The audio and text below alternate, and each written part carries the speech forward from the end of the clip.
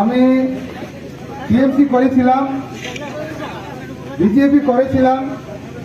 BJP টিএমসিতে আমরা যখন যাই, টিএমসি ওখানে করার ফলে ওই জায়গায় আমরা জিতে আনছি।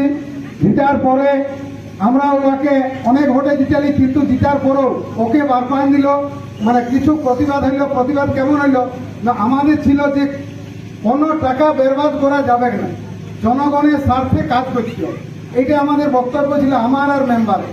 কিন্তু মেম্বারও ওইরকম বলল, যখন ওই কথাটা বললো তখন মেম্বারকে বারপান দিল। তখন আমি বললি যদি তোমাকে বারপান দিই তো আমিও বেরিয়ে যাই। তখন আমরা ওইখান থেকে বেরিয়ে যাই। বেরিয়ে যাওয়ার পরে সিপিএমের তো তখন তেমন একটা কিছু ছিল না।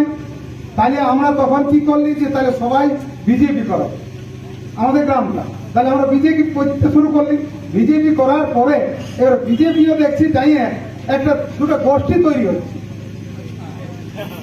দুটো গোষ্ঠী, একদিকে যাচ্ছে ব্লক কমিটি, একদিকে যাচ্ছে অঞ্চল কমিটি। গ্রামগুলো দেখছি কি হচ্ছে যে ওই দুটো পার্ট তৈরি হচ্ছে। এর পার্ট যদি হতে থাকে তাহলে ওরা জনগণের কাজ করবে কি করে? এই যে সিপিএম আজ আন্দোলন করছে, এই আন্দোলন কবে করলো ওরা? কবু করেছে? কোনদিন করো। আমিও সিপিএম করেছি, কিন্তু আমরা সিপিএম ছাড়লি কখন বা গেলি কেন না, একটা জিনিস আমাদের পজিশনটা তৈরি হয়েছিল ভয়, যে জীবনটাই থাকে না এমন জিনিস। এই যে টিএমসির হারমান বাহিনী, টিএমসির গুন্ডা বাহিনী, মাওবাদীরা তৈরি করেছে কে? টিএমসি। আর মানার করেছে যারা কাজ করেছে, যারা দেশের উন্নয়ন করেছে, সেই তারাকে আজ অত্যাচার করেছে। আর কি করছে? ভয় ধরাইছে। ভয় ধরাই জনগণকে সব সরাই নিয়েছে।